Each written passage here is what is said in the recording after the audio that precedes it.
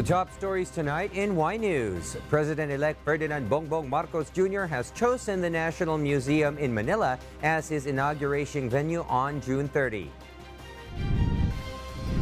Officials of Formerly Pharmaceutical Corporation were set free from Pasay City Jail after being detained since November last year. Acting Budget Department Chief Tina Kanda believes that the total loans of the Philippines is still manageable despite hitting a new record high. And the Philippines has sent the first batch of Pinoy hotel workers to Israel after deployment was stalled due to COVID-19 restrictions. Good evening, Philippines and the world. Today is Thursday, June 2, 2022. Join us in the next hour as we deliver today's top stories around the Philippines and in other parts of the world. I am William Theo. We are also seen in 1,935 satellite monitoring centers nationwide and via live streaming worldwide through the UNTV News and Rescue social media accounts. First in the news. President-elect Ferdinand Bongbong Marcos Jr. will take his oath as the Philippines' 17th president at the National Museum in Manila on June 30. Nel Maribohok will tell us why. The National Museum of the Philippines was found to be the suitable site for the inauguration ceremony of President-elect Ferdinand Bongbong Marcos Jr. According to incoming Presidential Management Staff Secretary Zenaida Angping, the inaugural committee members recently conducted an ocular inspection in the area and found the museum's building and its surrounding areas match their requirements, and now preparations are already in full swing to ensure it will be ready by then. The National Museum, formerly known as the Old Legislative Building, has served as the venue for the inauguration of former Presidents Manuel L. Quezon in 1935, Jose P. Laurel in 1943, and Manuel Rojas in 1946. Angping added that the committee considered the Quirino Grandstand as a potential venue for the inauguration, but the committee's ocular inspection team observed that there were still several COVID-19 field hospitals in the area. The Quirino Grandstand was where the late President Ferdinand Marcos Sr. held his inauguration as the country's 10th president in 1965. Meanwhile, Vice President-elect Sara Duterte is set to hold her inauguration in her hometown, Davao City, on June 19.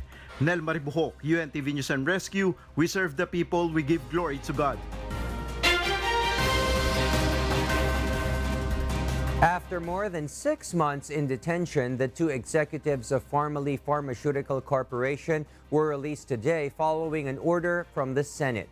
Harleen Delgado will tell us why. Formerly Corporate Secretary and Treasurer Mohit Dargani and Director Lincoln Ong were released from the Pasay City Jail this morning. This comes after Senate President Vicente Soto III signed the release orders a day before the sine die adjournment of 18th Congress tomorrow. The release orders were served by the Senate Sergeant-at-Arms to the two formerly executives with the presence of their legal counsels. Attorney Ferdinand Topacio thanked those who helped with the release of Dargani and Ong. He says the two formerly officials will continue doing business in the country to be of help of the Filipino people. At the last day of session on Wednesday, the formerly committee report of the Senate Blue Ribbon Committee failed to reach the plenary after it failed to gather enough signatures from the panel's members. Only 9 members of the Senate Blue Ribbon Committee, including 2 ex officio members, signed the committee report. 11 signatures are needed for it to be reported out in the plenary. Despite this, its chairperson, Senator Richard Gordon, says he has no regrets in pursuing the probe and that nothing was put to waste.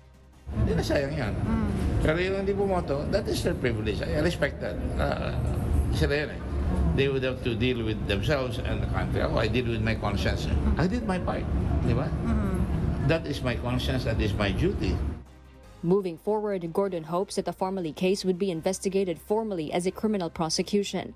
Part of the partial committee report recommended the filing of criminal charges against several formerly executives and government officials in connection with the alleged questionable COVID-19 supply deals. Harleen Delgado, UNTV News and Rescue.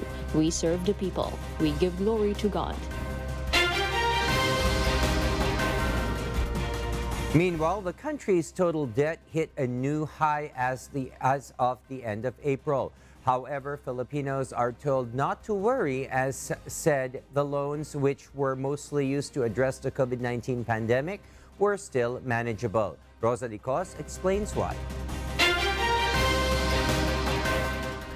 The national government's outstanding debt hits new high in April, amounting to 12.76 trillion pesos. The Bureau of the Treasury said the total debt is 0.7% or 83.40 billion pesos higher than 12.68 trillion peso national government debt in March.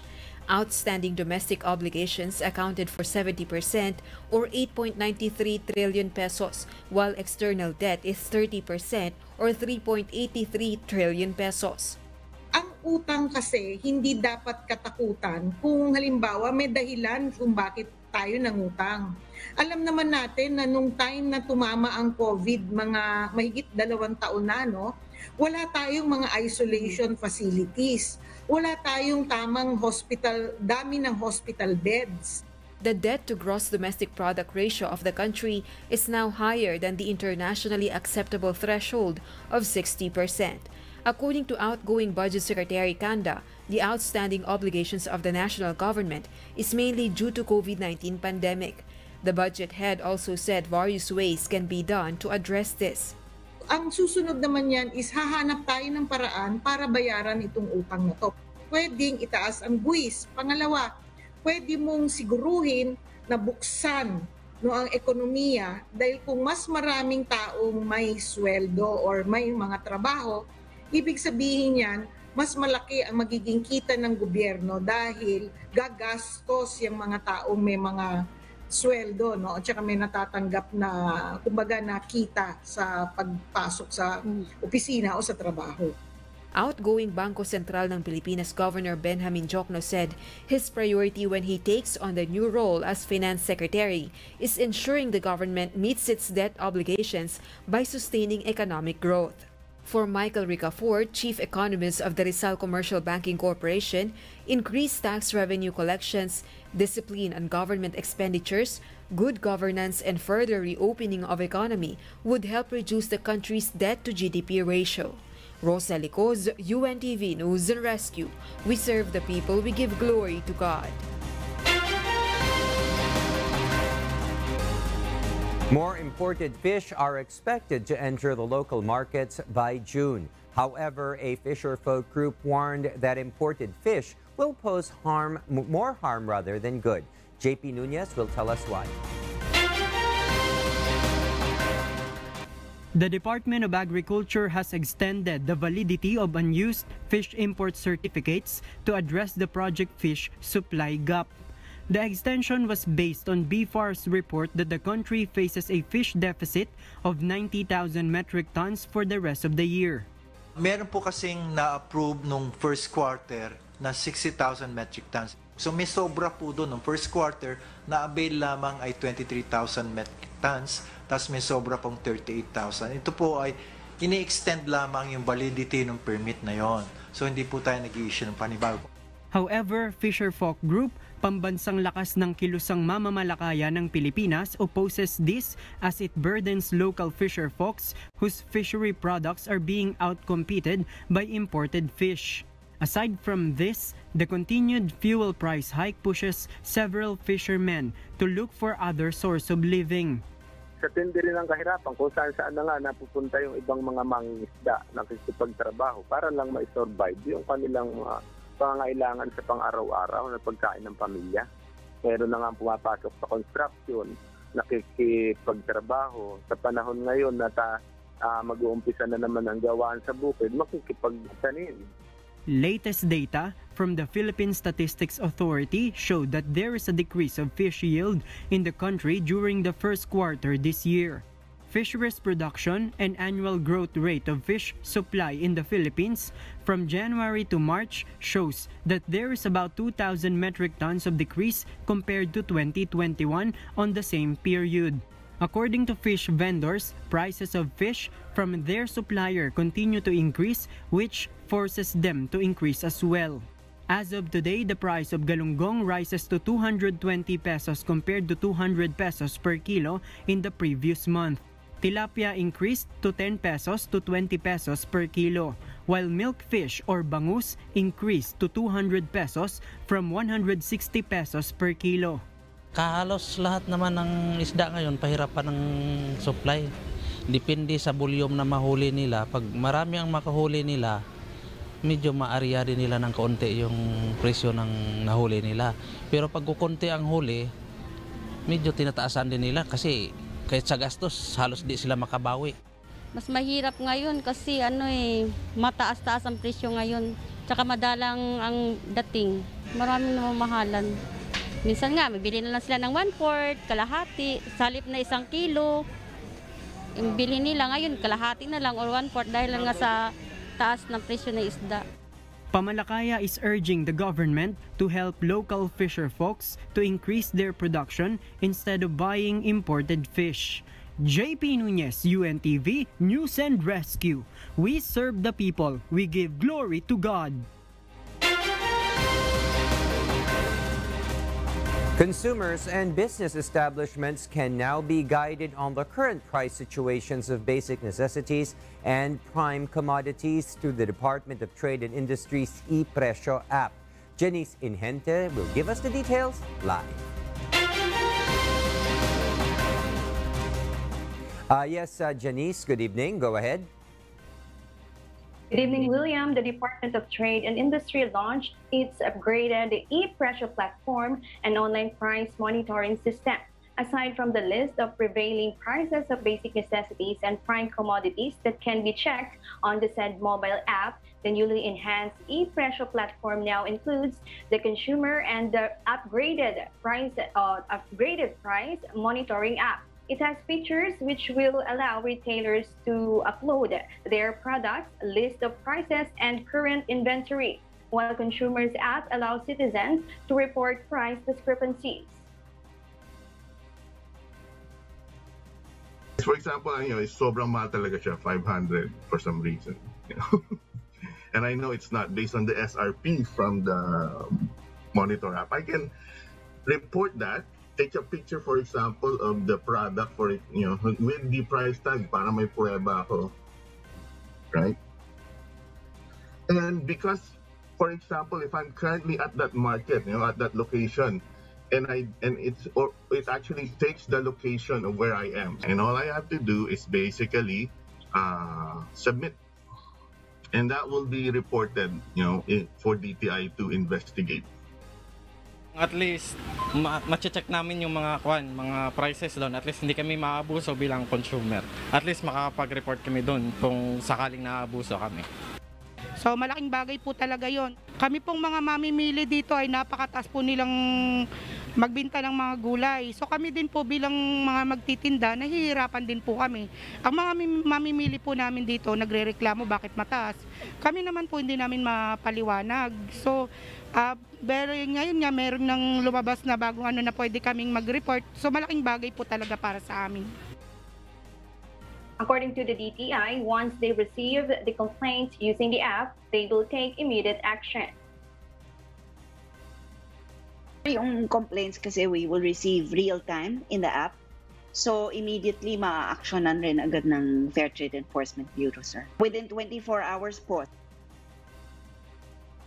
William, the DTI hopes that through its upgraded ePresyo platform, it will help intensify the department's surveillance on the basic and prime commodities, and it will protect the rights of consumers. Back to you, William. Yes, thank you, Janice Inhente, reporting live from Quezon City. The Philippine National Police Internal Affairs Service has recommended the dismissal of 6 police officers for hurting and robbing a street vendor in Caloocan City last March. Leah Ilagan filed this exclusive report. 6 policemen of the Station Drug Enforcement Unit in Caloocan Police Station were found guilty for grave misconduct and conduct unbecoming of a police officer. These were the findings of the investigation conducted by the PNP Internal Affairs Service in the administrative case filed against them for hurting Eddie Yuson, a street vendor, and for taking his money worth 14,000 pesos. The PNP identified them as Police Corporal Noel Sison, Police Corporal Ryan Sammy Mateo, Police Corporal Jake Rosima, Police Corporal Mark Christian Cabanilla, and Police Corporal Daryl Sablay. IAS Inspector General Attorney Alfigar Triambolo says the policemen failed to prove their innocence in the allegation against them.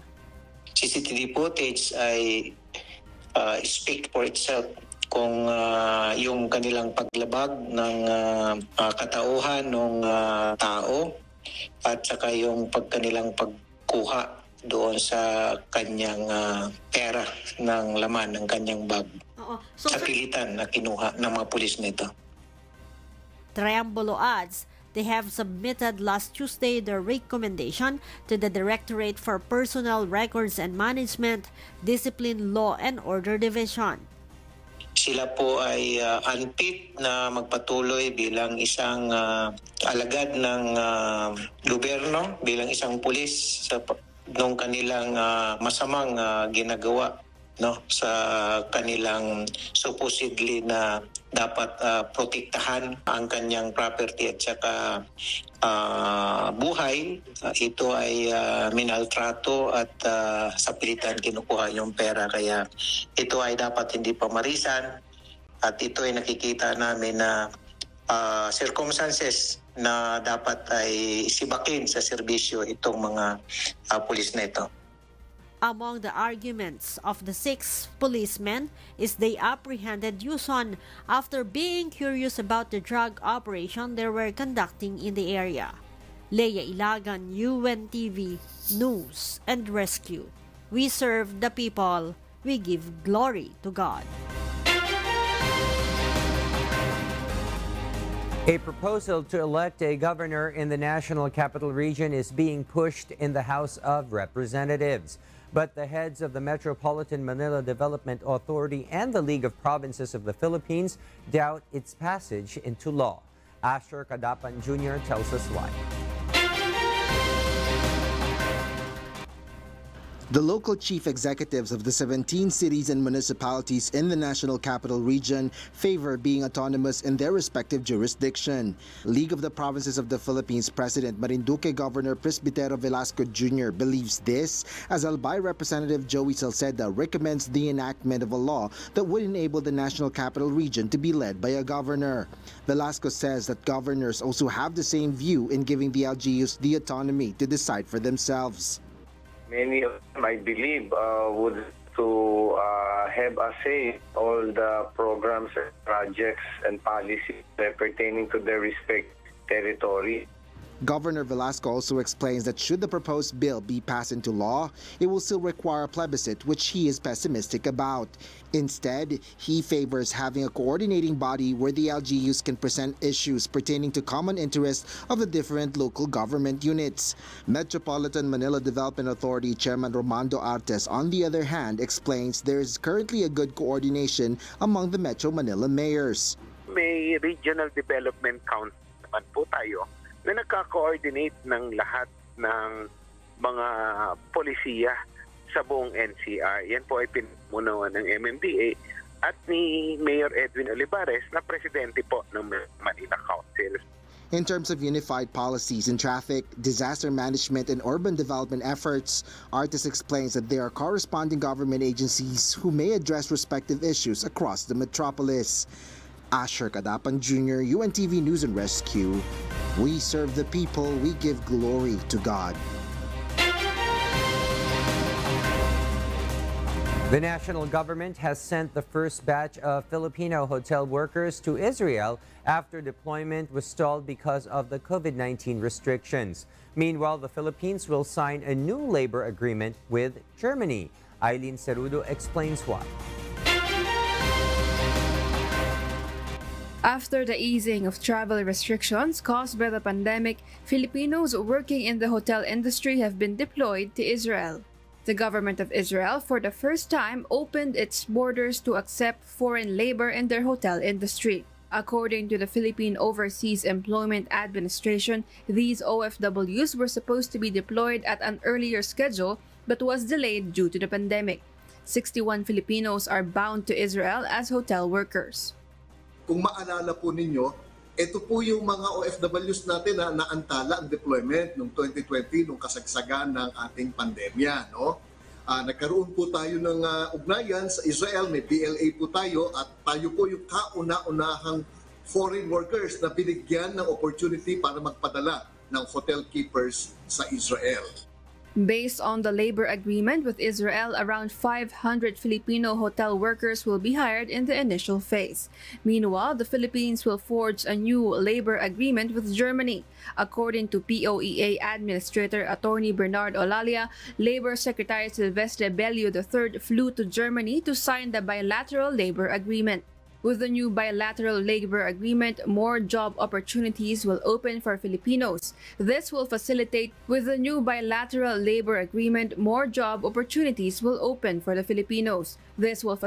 deployment of skilled and healthcare workers. Aside from Germany, the Philippines will also sign a labor agreement with the United Kingdom. Isa po yan sa ating mga opportunities ngayon sa Europa. Maliban po sa Germany, nandyan din po ang UK na nangangailangan ng napakarami pong health workers. Eileen Cerudo, UNTV News and Rescue. We serve the people. We give glory to God.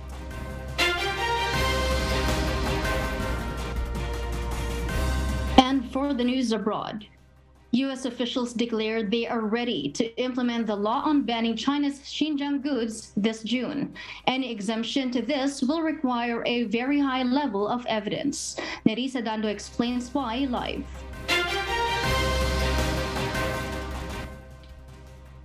Yes, Nerissa? Good evening, Marielle. The Uyghur Forced Labor Prevention Act, a law that protects U.S. markets free from products that are potentially tainted by human rights abuses, will come into force on June 21. The law includes a rebuttable presumption that all goods from Xinjiang are made with forced labor unless proven otherwise. It will require documentation and convincing evidence that the supply chain of the product is free from abuses against Uyghur Muslims. Importers with products in Xinjiang, where the U.S. government says China is committing genocide against Uyghur Muslims, have the option to re-export their cargo back to their origin country. However, China denies the abuses. Chinese officials say the Uyghur Forced Labor Prevention Act slanders their country's human rights situation. They have also denied the existence of any detention camps, but later admitted it had set up vocational training centers for the Uyghur Muslims in order to curb separatism and religious radicalism in Xinjiang. Furthermore, any exemptions to this ban must be granted by the U.S. Customs and Border Protection and reported to the Congress. Back to you, Marielle. Thank you, Nerissa Dando, reporting live. Mexico takes charge on their battle against smoking as they prohibit the sales of vapes and e-cigarettes as a whole. Paul Gatchalian will give us the details live.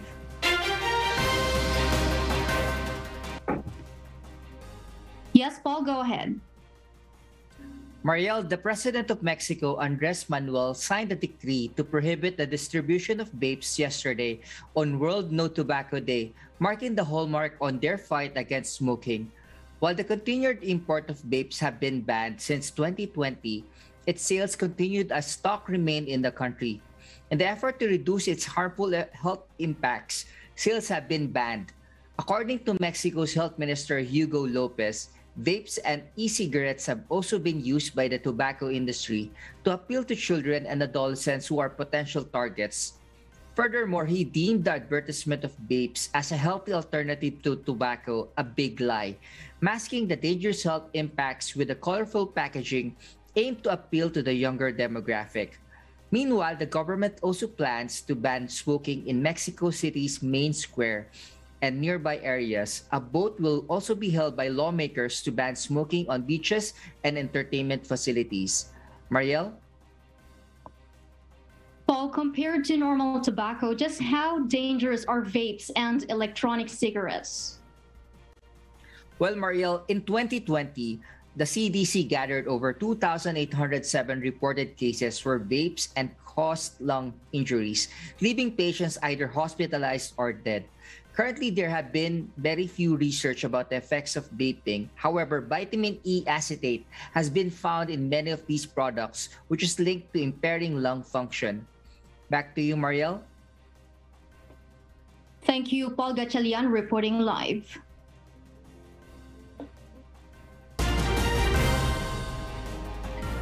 NASA has chosen Axiom Space and Collins Aerospace to be recipients of contracts that include the design and development of next-generation spacesuits. The new spacesuits would replace the current ones that have been worn by astronauts for over 40 years. In NASA's recent conference, the director of Johnson Space Center, Vanessa White, addresses what the new spacesuits would mean for the organization. This is a historic day for us, and the history will be made with these suits when we get to the moon. We will have our first person of color and our first woman that will be wearers and users of these suits in space. So this is a very important day. These will be used for future missions to the International Space Station and the Artemis 3, which will be the first lunar landing since 1972. And those are the reasons behind the news in other parts of the globe. I am Mariela Toza reporting live from Perth, Australia. Good evening. Dialysis and kidney transplant patients across the country can now consult the doctors at the National Kidney and Transplant Institute even without traveling long distance. Aiko Miguel tells us why. June marks the start of the National Kidney Month. In line with this, the National Kidney and Transplant Institute, or NKTI, launched BotMD, an artificial intelligence Viber messaging app-based technology that will remotely monitor kidney patients. Based on the report of NKTI, dialysis patients increased to 18 to 20% amid the COVID-19 pandemic. Na-overfill nga yung aming dialysis. Okay?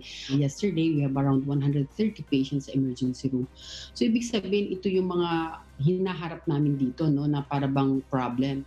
Kidney patients were unable to go to their regular checkup, forget to take their medication, and have unhealthy lifestyles. These are the main reasons why there are more dialysis patients and patients queuing for kidney transplant in the country. With BotMD, the NKTI can easily monitor dialysis patients and high-risk to COVID-19 kidney transplant patients. Patients are automatically enrolled in BotMD. It will alert doctors if patients have certain complications and experience infections. So they have difficulty in coming here for follow-up. So we partnered with BotMD. So with BotMD, it's a remote patient monitoring. So with that, it's an artificial intelligence powered na Viber-based na patient monitoring. So with that, we can send messages once the patient is enrolled into the program. We can send messages as well as yung mga monitoring forms to them para at least na-follow up namin sila. Currently, kidney disease is the #6 cause of mortality in the Philippines, according to Dr. Concesa Casasola, NKTI's Executive Director for Education, Training and Research. If there will be more recorded kidney patients, in 3 years' time, kidney disease will be the 4th cause of mortality in the Philippines. In 2025, nakikita na nila ang #4 na ang kidney disease as the cause of mortality. Pag may sakit ka sa kidney, lalo kang mas prone na magkaroon ng mas worse na COVID na infection. To prevent getting kidney disease, the public is advised to have a healthy lifestyle. Avoid foods that are high in cholesterol, salt, and sugar. Adequate fluid intake, proper sleep, and regular exercise are also advised. Dr. Casasola adds if an individual has a family history with kidney disease, one should have a urinalysis. Kanilang urine nagkakaroon ng parabang tea-colored, parang tsaa. Yun, it's a sign na may problema. Pangalawa is pag umihi kayo may mga bubbles. Yun, that's a sign na mayroong protein sa ihi. Pangatlo, yung iba nagmamanas. Okay, so nagkakaroon ng manas, at persistent yung manas, hindi nawawala. You check your BP. Kasi kung minsan paakala natin dahil may pamilya, nasa pamilya natin na may high blood, ay high blood lang ako. Yung pala, hindi nila alam na yung hypertension is a first sign na nasakit sa kidney. Meanwhile, PhilHealth already approved up to 144 dialysis sessions from 90 sessions a year. Aiko Miguel, UNTV News and Rescue. We serve the people, we give glory to God.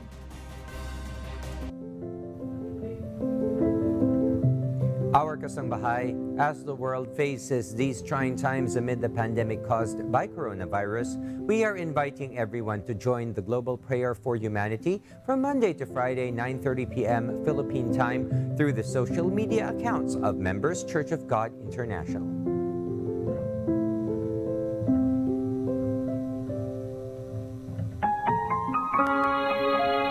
And before we close, we will leave you with the word giving glory to God from the book of James chapter 3 verse 16.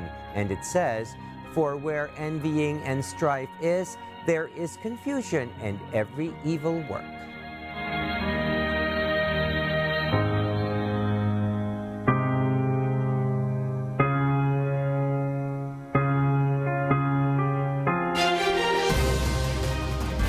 And those are the reasons behind the news, June 2, 2022. Reasons we deliver to you as they unfold. I am William Theo. Because we need to know, we will always ask why. We serve the people, we give glory to God.